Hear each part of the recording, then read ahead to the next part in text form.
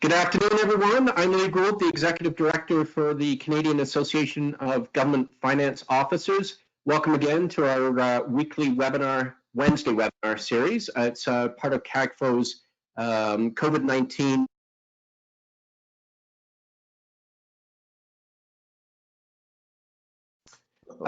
we're joined once again by our good friends at Questica, Charlie, Chris, and Jeff, to talk about arming your organization with the information that's needed to make mission-critical decisions. Just a small housekeeping matter, you would have been sent the slide deck as part of the registration process. If you haven't, just simply let us know through chat, and we're happy to send it back out. Charlie, Chris, Jeff, over to you folks. All right, thank you, Lee, for the introduction, and thank you for the invitation to speak to your membership again today. And hello, women and men of CAGFO. My name is Charlie Francis, and I am a senior consultant with Questica. Questica was founded in 1998. Questica partners with public sector organizations to better enable data-driven budgeting and decision-making while increasing data accuracy, productivity, and improving stakeholder trust. And that's why I love working with them.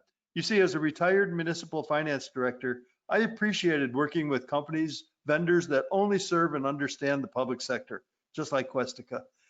So I personally have more than 45 years of local government financial management experience. 20 years of that was as a CFO for primarily cities in North America. I also worked for housing authorities. And I spent over 20 years as a consultant to cities or states or other units of local governments. And after I retired from governmental finance, now I just consult with GovTech companies. You see, I was always an early adopter of technology, and I want to help GovTech companies to build and deliver software that enables people like you and me, finance directors, and decision makers to develop effective, efficient, effective, and strategic financial management plans. So my wife and I currently now live in Eagan, Minnesota, just near the Twin Cities, and I'm also a planning commissioner here. So now I'm going to ask my colleague Jeff to introduce himself, about his experience and his role at Questica. Thanks, Charlie. Good afternoon, everyone, and thanks for joining. My name is Jeff Goldstein. I am a sales director with Questica. Also do solutions engineering presentations for our clients and prospects as well. I've been working for over 20 years in the budgeting, forecasting, performance reporting realm, both in the public and private sector. Fairly new to Questica in the last few months, but have a lot of experience in the budgeting world, and now getting into a lot of that, or transitioning a lot of that experience now into the municipalities and public sector. Okay, well, thank you, Jeff. It's a pleasure being on the panel with you again today. And Chris, let's hear a little bit about you and where you live, what your role at Questica is, and about your background and experience. Sure, thanks, Charlie. So I may be the only Canadian on the panel. I'm based just outside of Toronto.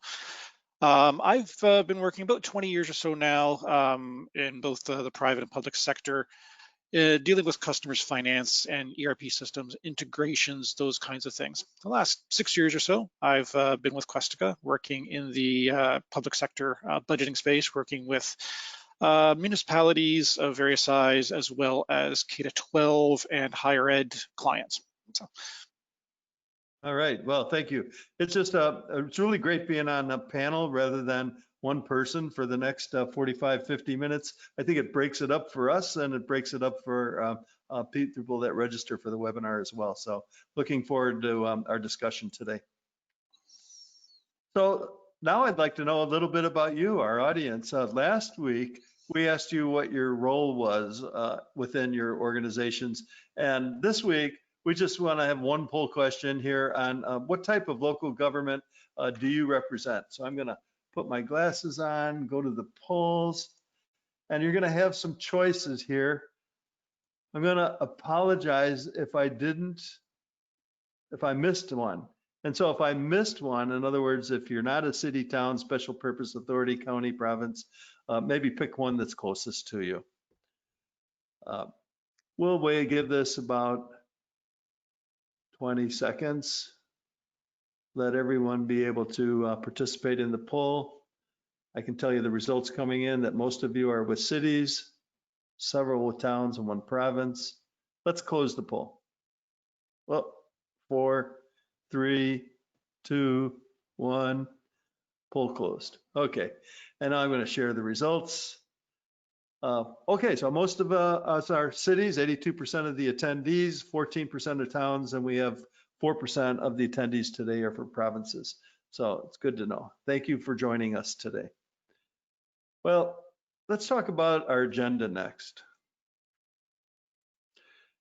Last week, we talked about strategic financial management and linking the strategic plan to the budget and then linking the actual results back to the strategic plan. And, you know, creating a strategic plan is no walk in the local park, right? Each and every goal needs to be specific, actionable, and above all, measurable, which is where key performance indicators come in. Or another way of talking about key performance indicators is arming your organization with the information it needs to make mission critical decisions. So the last step in the strategy cycle is measuring and evaluating performance.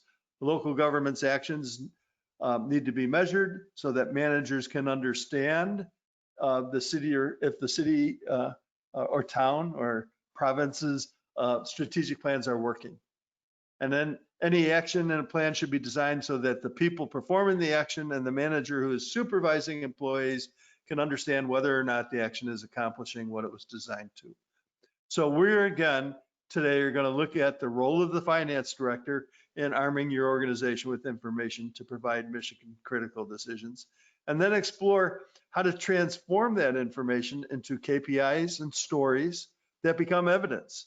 The evidence to support budgeting and performance management, evidence to support policy making. Then after some concluding remarks, we will open up the webinar to questions. But as Lee mentioned earlier, in the housekeeping section, please feel comfortable to ask a question in the chat box at any time. And we'll be monitoring those and answering those in real time as well. Hi, Charlie, just a quick note. I think you may not be sharing the PowerPoint slide. Oh, thank you. Wonder what happened there. It says show screen. Ann, can you help me out? It looks like am I showing my screen?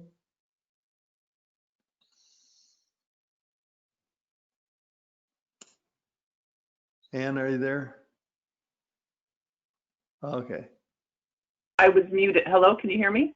I think you, there you go. You're good. You just have to close the poll. Oh, close the poll. Okay.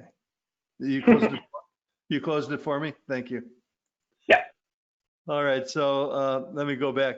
So this was the agenda that I just, my narrative just covered. Okay, sorry audience. Before the webinar, Ann just complimented me how well I did at operating the polls last week. Failed now.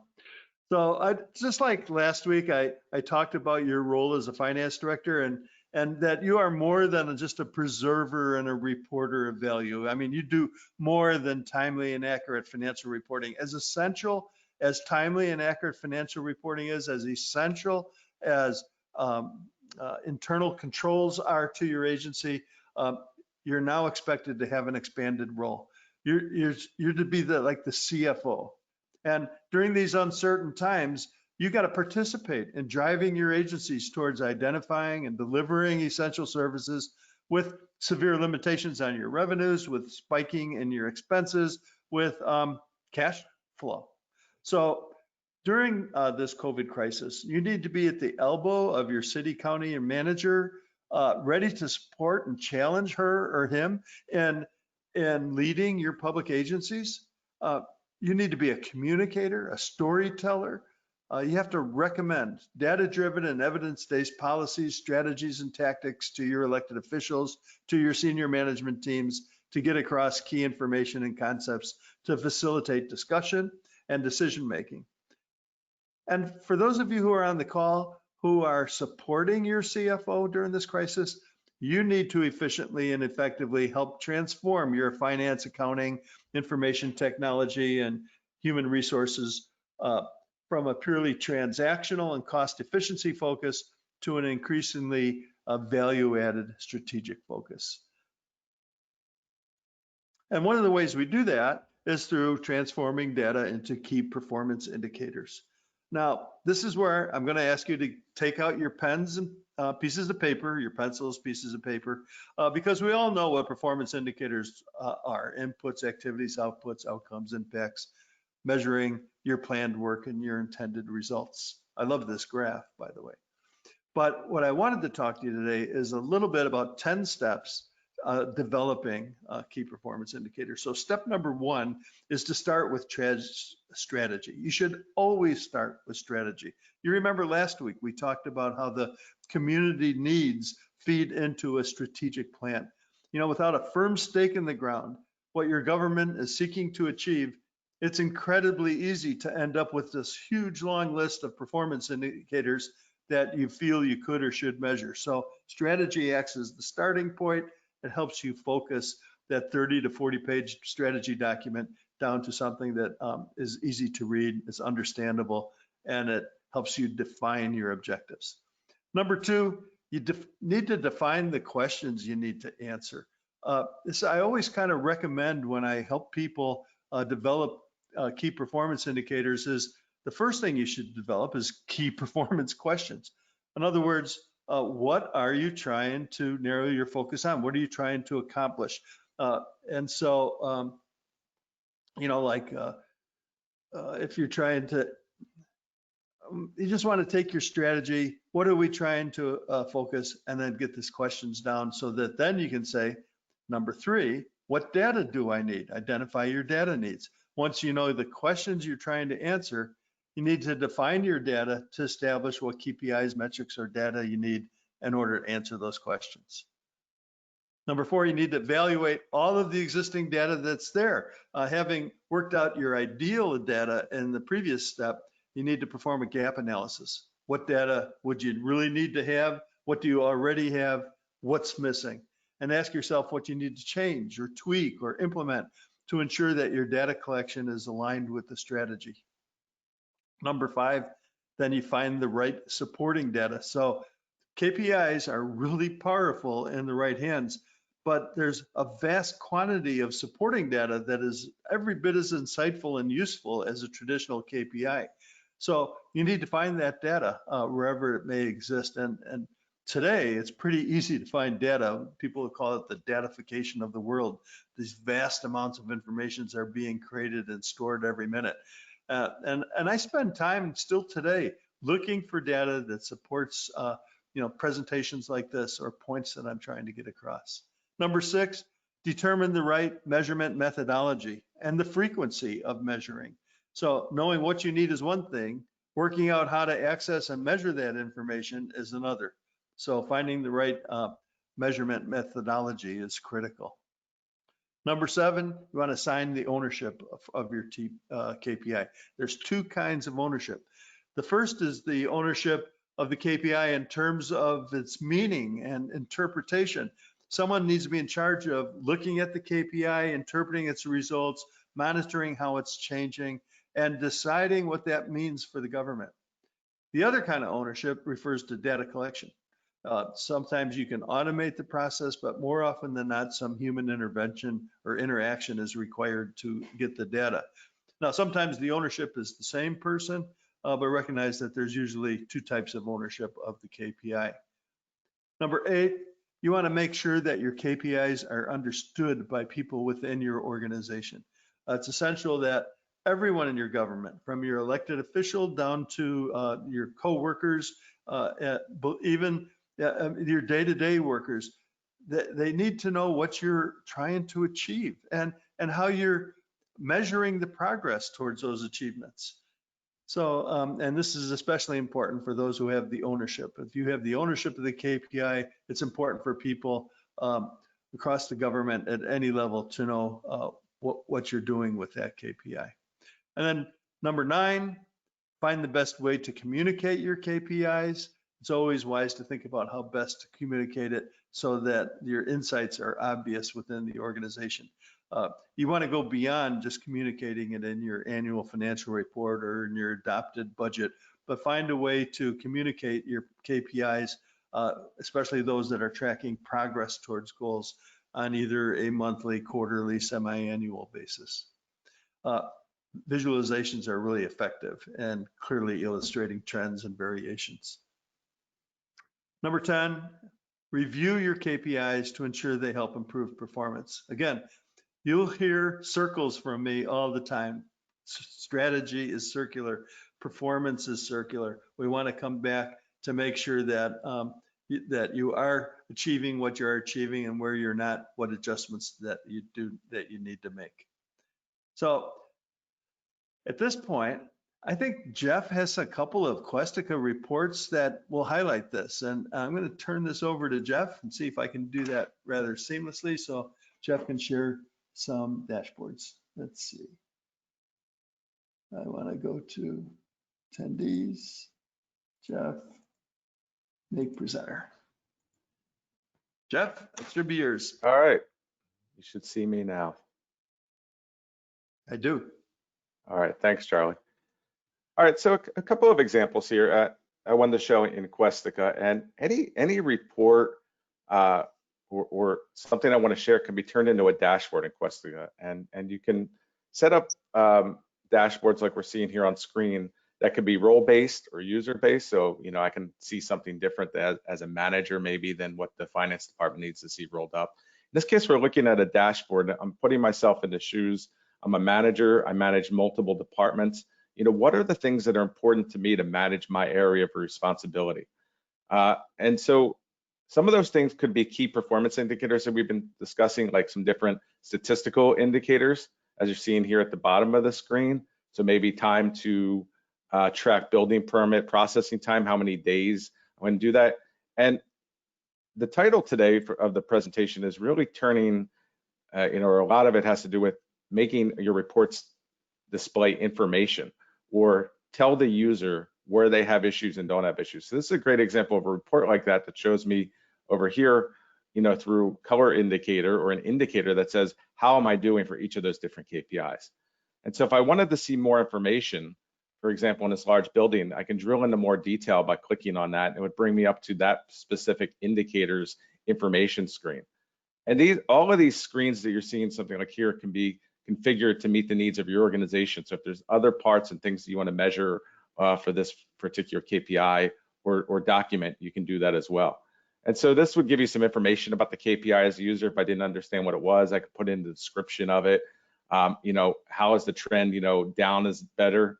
So in this case, we're trying to stay below a certain days threshold. So the lower I am to that threshold, the better. And so I can track any type of information I can use in reporting.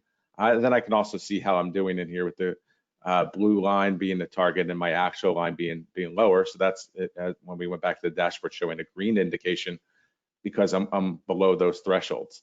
And you could set up thresholds for any type of statistical KPI like this. In this case, we're saying down is better. We're measuring a quantity, and then what those thresholds are for where, you know, where that color is going to turn. So in this case, a yellow threshold is going to be, you know, when I get within 3 of that target, and then we're going to have a critical threshold when I get within 5 of that target. So you can set up this type of performance indicator for anything that you want to track, and then you can load those things into Questica, you know, and choose the interval in which you load them. It's going to be loaded daily, monthly, bi-weekly. In this case, this is a monthly indicator that we're tracking. As Charlie said, that would be assigned to somebody of who would be in charge of the specific KPI, who's doing the data entry, who's doing the monitoring on a monthly basis. And then this can be easily shared on that dashboard as we showed here in the beginning as well, for any user, you know, who can see this type of dashboard to consume that information. Another type of oh, go ahead. Oh, no, go ahead, Jeff. I'm sorry. Okay. So I'm going to show one more example, because sometimes indicators or what I would need to manage my departments are not just things that maybe are statistical, but how can I easily get to a report that's going to show me information that I can quickly act on? So in this case, in the middle here, I have a visualization from Questica's Open Book, where I've set up a visualization to look at both my budget this year compared to last year. And as I'm going through the budgeting process, can I look at how I'm doing? In this case, my current budget It's about $1 million over my last year budget. So as I'm going through the process, could I have some sort of indicator or report that shows me where I have issues that I need to either document or look into more? So in this case, I can drill into this expenses and see where those issues are year over year very quickly.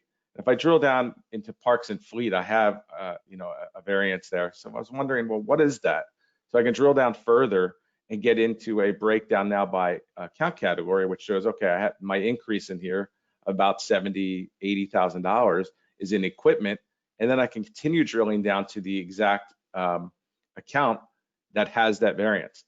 And so very quickly, I can get to some very high level information for my area, get down to a specific area that has an issue. And in this case, in this dashboard, I could quickly then open up that budget from this particular dashboard and get right to that account to see if there's any documentation on that. So as I'm looking here, Questica Budget's going to open up my budget. It's going to then bring me into that detail screen. We were looking at equipment rentals. So these are, account 4412 before, so it was made up of 3 detailed components. And if there was any information here or notes on that, I could see that because there would be the pencil would be bolded and I could see the notes. So I can go in any one of these line items and make a note. So in this case, if I'm going through this myself and looking at where I have variances or not, and I don't understand what the variance is, how is anybody else who's reviewing this, my director, somebody in the finance department, going to know what that is? So I can quickly add a note, for that, here that gets stored with us, because these are the types of things as you're going through your analysis that you can quickly identify where there's an issue. And then I want to make sure that I'm quickly documenting that so anybody else going through that same sort of analysis now understands as they're going through a budget process where those variances are and why those were incurred for the next budget year. So I just want to make that point. It's not just necessarily statistical indicators, but we want to have reports that quickly get you to somewhere where you can either get to an answer, and then if I need to document for somebody else, also provide an answer for them so that as they're going through their analysis, they understand what was going through my head as I was putting together my budget as well. Oh, thank you, Jeff. This is why I love working with technology companies.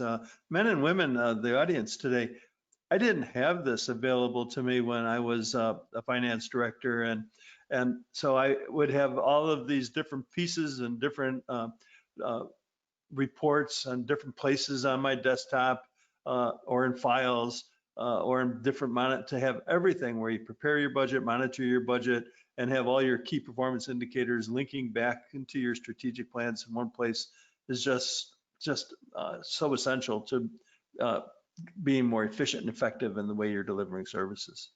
So this is a time now when I'd like to ask another poll question. And that poll question is, has your agency developed key performance indicators? So I'm gonna come over here to polls, down to poll 2 and lunch. And it's pretty much just a basic yes or no. Have you developed KPIs for your agency? Maybe we should have put a third question in of, are you considering? But right now it looks like we're about 60-40 in our responses on how many people are indicating. And I'll give everyone maybe 5 more seconds. 4, 3, 2, 1. Let's close the poll. Let's share the results. And we have 57% of the attendees today are and do have KPIs, and 43% don't. And I'd be interested in hearing whether or not of the 43, how many are considering. So let's go ahead and hide this now, and hopefully the audience is seeing my screen again. Jeff, could you confirm that for me? Yeah, I can see it. Oh, good. Thank you. So let's come over here now to transforming KPIs into evidence. So we're going to take a quick look at what a detailed structure KPI is comprised of. In other words, you have the KPIs, we have dashboards, but sometimes it's helpful to have evidence that when you're using it to support a policy decision or to support a budget request or to support a program assessment, all of which we're going to cover in subsequent slides. And those narratives frequently have a structure behind it. So again, I'm going to ask you to get your pen and piece of paper out and talk about the structure should be first the measure. You want to be expressive as you can with your measure. For example, you also want to say number of new meter hookups that came in this year, but you might want to add some depth to it, so number of new residential meters that we hooked up this year, or a number of new commercial and industrial meters, and even in what areas they are. So we want to describe the key performance measure. And then we want to, then the second part should say what our targets were. The targets are the numeric value we're trying to achieve. In other words, the target being, how will this measure help us understand our movement towards the goal or the objective we're trying to get to. It could be like number of new sewer hookups within a certain date period as you're converting a system over. You want to talk about what your data sources are. This is really important. The data sources are all over the place, but the agency may want to know this is the specific data that we're looking at. And that provides transparency and accountability into the process, because you want to make sure that there's no confusion from the start when people might come up, well, I have this data, well, I have this data. Well, you want to say, here's the data source we're using for this measure and for this target. And then the fourth section you want to look at is the frequency. How often are you reporting on this KPI? And how often has it been recorded as you're creating this narrative section? So good rule of thumb to follow is to prepare these narratives at least on a monthly basis. And then you want to talk about your progress. You want, how are we moving towards the achievement that we're looking for? And then finally, the change. How is this affecting change within your organization? So when you take those categories, you structure your narrative report. It gets to that there's a moral to the story. You're adding depth. You're being clear. You want to, you're aware and communicating that evidence to the audience to support your policy, your program assessment, your budget request, etc. Jeff, let's turn it back over to you. How does OpenBook transform KPIs into evidence, or how do you turn data into narratives? Let me come back over here and back to Jeff and ask you to share your screen again. All right, thanks, Charlie. Do you see my screen now? We do. All right, great. So this is another great example of an open book visualization. In this case now, I'm sitting at my desk as in the finance department, trying to understand or have control over our capital budgeting process. And so this is another type of dashboard that you can set up, and any open book visualization can also be set up as a Questica dashboard like I've done here and did in the previous example as well. But this does a great job of not only showing numbers or statistical indicators, it's controlling a narrative that goes along with each of these projects. So it's a great way, as an example, to manage your capital budget. And these types of visualizations that I'm showing can be both internal for use for people within your organization, or it could be external out to the public as well. But this would be a great way to for example, to even show the public what we're working on right now in capital projects and what the timeline is and how much we're spending. But I'm going to click into one of those projects like the Basin Bus Street, so I can take any one of these projects from the list and open them up. And it's a great way of showing the narrative, why we're going through this project, what we're doing, and so the background of that in narrative, and combining that then with the numbers of what's going to be expenses, categorizing those expenses by different areas, and also the funding for those projects as well. And then maybe there's an impact in this case if it's an internal visualization to our operating budget as well. So it puts together pictures, narrative, and these are things that you can collect in Questica for your capital budgeting process and feed either to an open book visualization or use that type of visualization as I have here in a dashboard. And so you can pick up different projects from the list like I did there, or I can close the list, and right from the map, I can hover over different projects within our city and see pictures and things like that. And I can open up the narrative right of this bike path right from here again. And I can zoom in and I can bring up some of those different things on that bike path. And I can then open up the different information as well if I want to do for that particular project. So it's a great way of getting out not just the numbers, but then explaining the numbers and explaining the who, what, where, and why behind some of these numbers as well.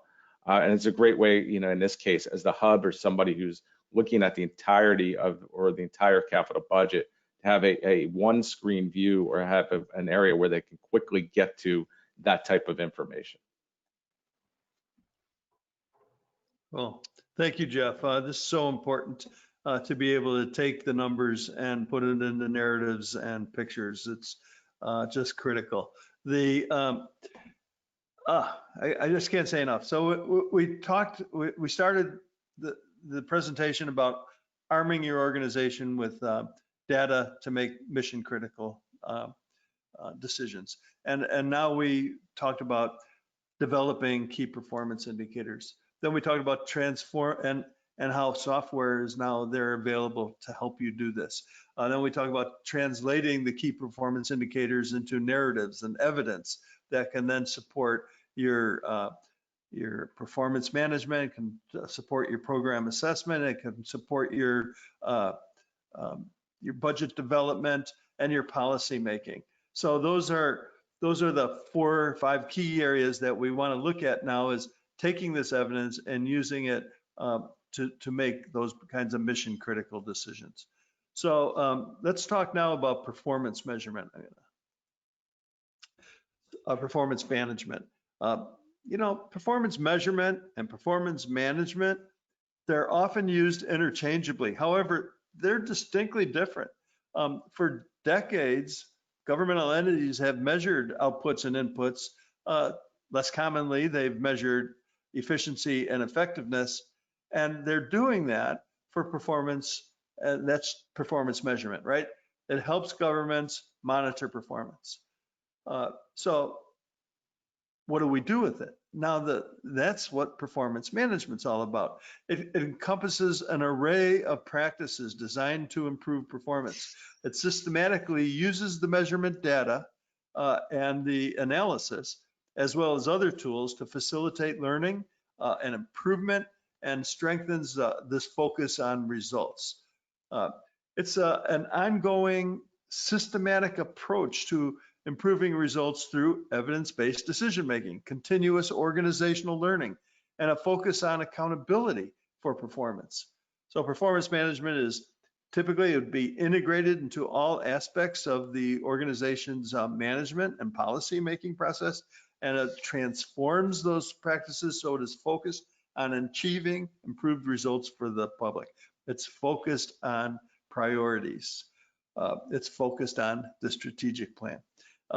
It comprises the concerted actions as organizations take to apply objective information to management and policy making in order to improve results.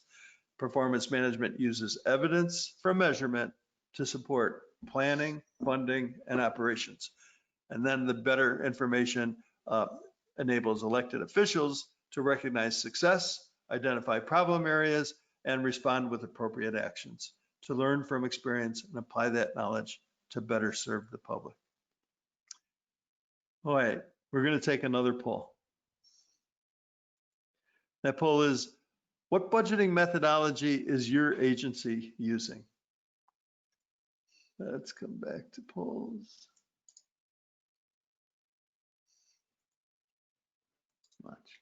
And we've included some choices here, like incremental, priority-based budgeting, budgeting for outcomes, program performance budgeting, or zero-based. And this would be interesting for us to know, to be able to see, and you see as a group when we share the results, how people may or may not be using priorities and budgeting for outcomes and or performance management in their day-to-day processes. So we're collecting our responses now. We're still getting a few answers coming in, and I'll give it, let's say, 5, 4, 3, 2, 1. Last answer's in. Close the poll. And now we'll share the results. Okay, so the results coming in are 38% use incremental line item budgeting. You know, we'll never get away from line items. They're essential to our accounting system, but how are those line items organized? Are they organized into priorities? We have 8% budgeting for outcomes, 8% using program performance budgeting, and a surprising 13% of the registrants on this webinar today are doing zero-based budgeting. Wow, very interesting. And just as an aside, new contemporary cloud-based software should be able to handle and report on all of these different methodologies. So let's hide this poll and come back to the presentation. Jeff, could you quickly confirm we're seeing my slide? Yep, I could see the slides. Oh, thank you. Okay, let's look at program assessment. This is where we're taking evidence and now we're going to assess the programs. How well are we doing? We need to systematically review our evidence on the effectiveness of public programs. We need to be able to communicate to our citizens, to our elected officials that we're doing a good job. And so the first thing we should do is develop an inventory of the programs that's currently operating, and then assess using available evidence of effectiveness and return on investments, assess each one. And so this kind of is going to provide us, when we do this inventory and categorize them by their effectiveness, it provides us a baseline to identify which programs are working and achieving high returns on taxpayer dollars, and which need further evaluations and which are not delivering expected outcomes. So, Chris, I think you have some interesting views on program assessment within the Questica software. Yeah, absolutely. Okay. Let me turn this over to you. Hold on. Alrighty.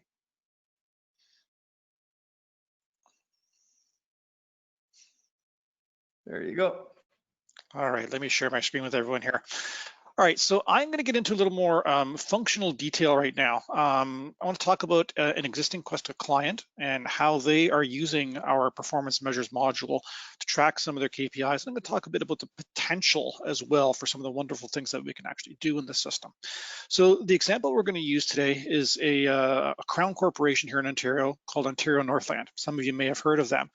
They're a transportation company, and they run bus and train services for remote rural towns in Northern Ontario. In a lot of cases, they're the only lifeline to some of these towns that aren't connected to the waterways or to the roads system here in Ontario. One particularly interesting service they have is nicknamed the Polar Bear Express, and that is a train service that operates up to a small community called Moosonee on the southern shore of James Bay. And under normal circumstances, if we weren't dealing with the COVID crisis, this would be a wonderful time of year to head up there as the bears make their way in off the ice floes and see some wonderful nature. This is a quick peek into their system here. So I'm going to do a quick search here on their measure screen. And you can see that they have over 150 different things that they're measuring. And you may think to yourself, well, this is a transportation company. How does this really relate to me as I'm running my municipality, my town, or my city? But you can see they're also measuring the same similar things that you might measure: percentage of business plan delivered, accounts payable, accounts receivable, those kinds of things. But we're going to focus on another measure at the moment that some of you actually do have to worry about, maybe not to the same extent. They call it fuel tickets. So this is the cost of fuel for a particular route. So I can double click on this to open it. We're going to see the same screen that Jeff showed us a little bit earlier, but I'm going to go into just a little bit more detail here. We'll give it just a second here and we will see our graph here. We can see some of the items that Jeff showed earlier. We can see our actuals. So this is showing actual fuel consumption over the months. We can see our targets in here. They did set for a brief period of time. They set a set of targets in here as well. And if they'd set those as well, we could also see our projections. And if we come here under our measure actuals, we can see that these values right now are being manually entered into the system. And certainly that's one way of doing it. But one of the true strengths of Questica Budget is that not only can you manually enter values for this in, but you can also pull your information directly from Questica. So you can pull not only your budget, but your actuals. So you can get your KPIs to say, how have I performed in the past? What am I expecting to perform today? And what am I projecting to perform in the future? And we have access to all of that information without any kind of manual entry having to be done. Not only that, we can report not just on budget dollars and actuals dollars, but we can also report on statistics.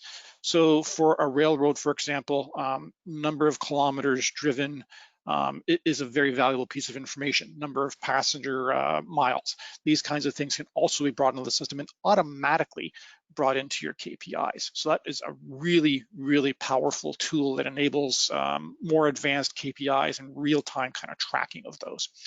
So let's take on a bit more advanced example here.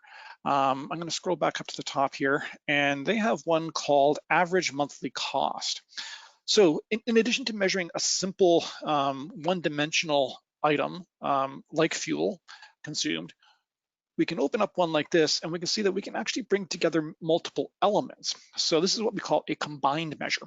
So if I come down here and click on my combined measure screen, it's going to show me that I can not only take one measure and multiply it by another, like I'm doing in this case. I'm multiplying my fuel consumption times my average diesel price on a monthly basis. I could also do division as well. So for example, if I wanted to take my operating costs or my maintenance cost, for example, and divide that by the number of kilometers of rail line or number of kilometers of bus routes that I'm operating, that gives me really actionable intelligence. And again, I can look at how I performed on that in the past, how I'm performing on it in the future, or sorry, how I'm performing on it in the present, and how I project that I'll be performing on that in the future as well. So really powerful. And last thing I kind of want to do here is just kind of come back and show you again, there are, you may say, well, this is a transportation company, this doesn't really relate to me, but really there, it does. There's all kinds of other things that you can measure as well. Any of your KPIs can kind of come in here. So not just kilometers of road, and maintenance cost, but also any kind of business metric that you may have in here. So Charlie, I'll pass it back to you. Great, thank you very much, Chris. And wow, it's just so great to have all of this available at any time, especially like during this COVID crisis where all of us are doing this work kind of remotely. You know, now you just have access to all the information that's available, and I think that's cool. And so not only can you use it for program assessment, but you can also use it for budget development as well. So we want to incorporate evidence of program effectiveness into our budget and policy decisions. We want to maybe even give funding priority to those that deliver a higher return on investment on public funds. So for evidence-based policymaking to be successful, governments must systematically use their evidence of program effectiveness to inform the resource allocation that happens on an annual basis. So there has to be regular communication between budget staff and the policymakers, as well as the development of a strong executive and legislative champions. If you have all of that, then you have the beginning of being able to use robust mission critical information into your budget development process. So let's prepare another poll. We want to know, how are you preparing your budgets today? So let me, and the 4 answers, let me get the poll up and running here. Launch it. How many of you are using Excel? How many already have a cloud-based solution? Maybe some of you have an ERP that has a module for budget preparation, or maybe there's some other software that you're using that's out there. So as the answers are coming in, as I've expected, an overwhelming, maybe half of you are using Excel and the other half are the other. And whoa, it'd be so much fun to have a conversation about what that means under other. So let's give us 5 more seconds. 4, 3, 2, 1. Let's close the poll and we'll share the results. And we're like, well, here's the results. 36% are using Excel. 7% of you are using a cloud-based solution. 14% are using a module that's within your ERP, and 43% have some other budgeting solution today. So, wow, it'd be interesting to find that out. And maybe we can follow up and get some answers on what other solutions are out there. So let's hide this poll. Come back to the presentation. Great. So, you know, once we adopted our budget, we have to implement our budget, and we have to ensure that the programs are being delivered effectively. They're faithful to their intended design.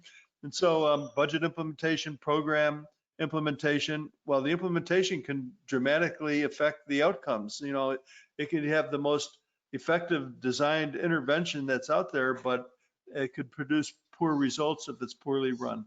So we should have strong monitoring systems that assess all the funded programs. And so when we implement our budgets, we should also be implementing the monitoring system that ensures that there's evidence to base the programs to their fidelity to their design, incorporate the elements that are critical to their effectiveness.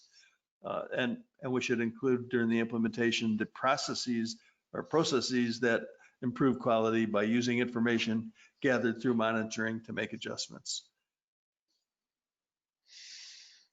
We need to measure our outcomes. So we routinely measure and report outcome data to report and determine whether your budget's achieving the desired results. Many governments have significant investments to build and implement performance reporting systems, but they're too often focused on the outputs and not really focused so much as the outcomes or the result, or maybe like reduced recidivism or increased graduation rates if you're from a school.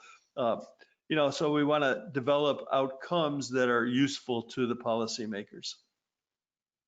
We're going to go through these a little quicker. You know, we want to maybe have targeted evaluations, rigorous evaluations of new programs or untested programs to continue to assure that they're funding, that you're getting the results that you expect, that we want to reduce the risk of poor outcomes.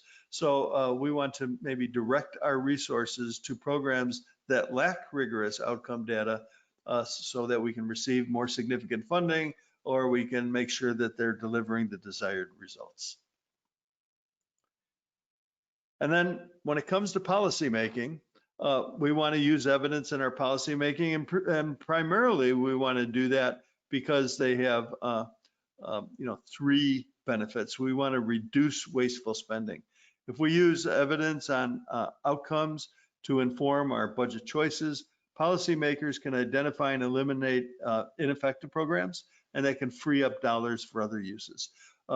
We want to expand our innovative programs. If we have something innovative out there that's working, we want to make sure that the evidence that comes from rigorous evaluation, that it determines whether that they're working and that there's opportunities to target funding to even more innovative initiatives.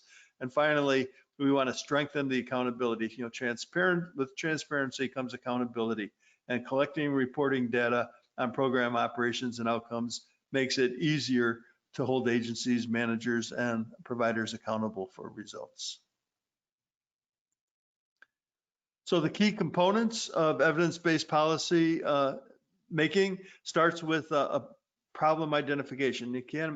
I try to recall all the different policies that I helped develop in the course of my 45 years as a finance director, the last being a comprehensive labor reform package policy that focused on pension reform.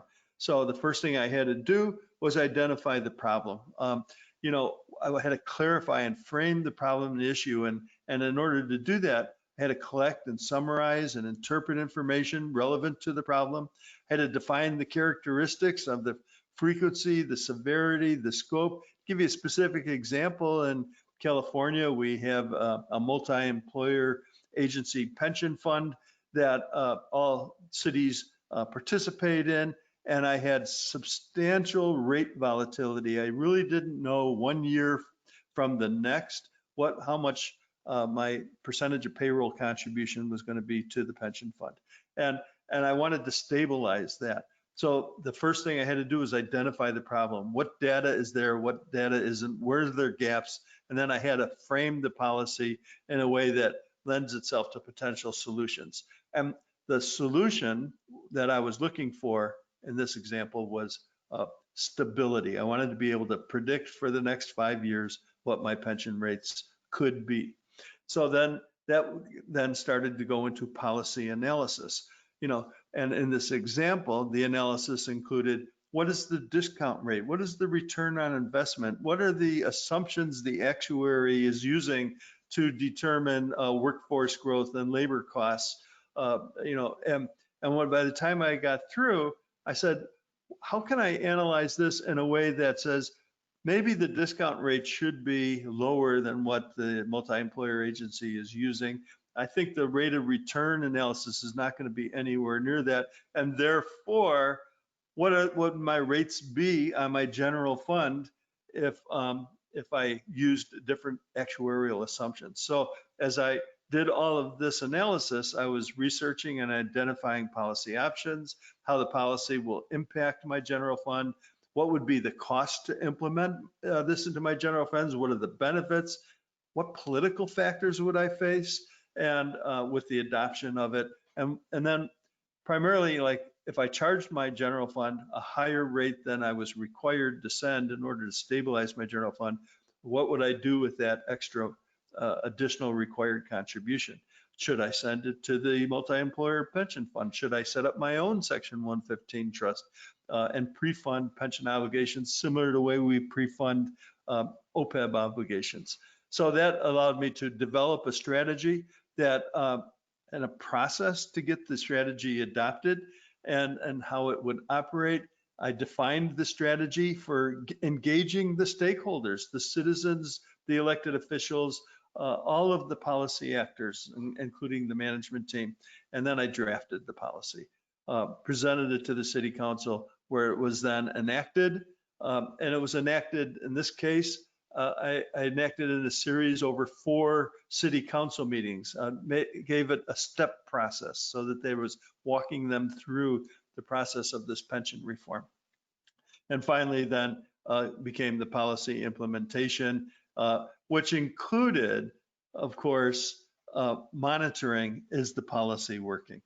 So, and then finally, overarching all of this is stakeholder engagement and education is critical in policymaking, and program evaluation, formally assessing the process, is important. So now I'm going to come down here, and I think that Chris is going to revisit the slides that we demoed last week about tying strategies, goals, and activities to budgets using the Questica software, so that we can, once again see that we can reproduce within our monitoring systems now the ability to tie results back into the policies and or priorities that we're doing.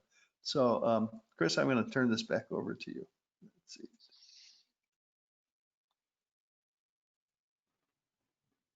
Okay. All right. Well, actually, Charlie, I think I'm going to have you. I'm going to pass it back to you actually, and have you share the next slide in the set. Oh. Okay. Yeah, it's going to play automatically with the presentation. So I want to talk a bit about here some of the configuration options that we have in Questica. What you're looking at here is a hierarchy that was defined by an end user in the system. This is not something that you have to have us do. We can see here that we have a set of strategic goals, a set of strategic directions. Those roll out to strategic goals at the next level. And then following that very last level that you just saw was our strategies for achieving those goals. Now what you're seeing here is an end user is going through and creating a decision package. And we're going to link that decision package to a goal. In the next step, we're going to be able to also take each individual line in that decision package and assign it to a specific strategy. And so what that's going to allow us to do, and we'll see it on the next slide, is now break out the budget according to those priorities to allow those informed decisions to be made. So we'll see here on the next step, we're actually going to choose the strategy for a particular line. So what this now is going to allow us to do is to take each of the budget decisions that need to be made and tie them back to those same strategic plans that we've developed. Again, this is all configurable by the end users and nothing that you need to do within Questica. It can not only tie to budget, by the way, you could also tie your measures to this and then organize your measures in such a way. No intervention required on the part of Questica. So this really, like I said, enables evidence-based budget decisions. And Charlie, if you advance to the next slide, we'll kind of show you what that means. So on this slide here, we'll see what we call an ad hoc report. And what we've done here is we've organized not only our actuals, but certain budget amounts according to not only departments, but also according to our strategic directions and strategic goals. So now we can summarize that information and present it and maybe what's even a more digestible form for the public. So they're not going and looking at individual budget lines or individual cost centers or individual departments, but saying, okay, here's the strategic initiatives I care about. For example, implementing efficiency savings. And I can see what the organization is actually spending on that particular amount. So this is some of the configuration that you can do in Questica at various levels to kind of organize that information. Wow, thank you, Chris. That's awesome.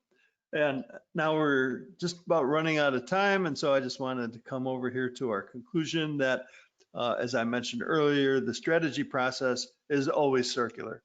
Strategic planning looks ahead towards desired goals. Performance measures look back at achievements. Combined strategic planning and performance measurement form a circle, a continuous process of governing for results. The strategic plan defines the performance to be measured, while performance measurement provides the feedback that keeps the strategic plan on target. The connection strengthens both processes. So, and by using key performance indicators and transforming those key performance indicators into narratives that provide the evidence, you have just armed your organization with the information it needs to make mission critical decisions. We just want to pause and thank you. And if you have any questions, you can submit them now using the questions tab. I see that no questions came in as we were speaking. And so I'll wait for 20 seconds. And if nothing comes in, I'll turn it back over to Lee. Well, Charlie, as we wait for any questions folks might have, I might remind them that as they digest the presentation that you and Chris and Jeff have been kind enough to share with us today, they can always email CAGFO. Check us out at cagfo.ca.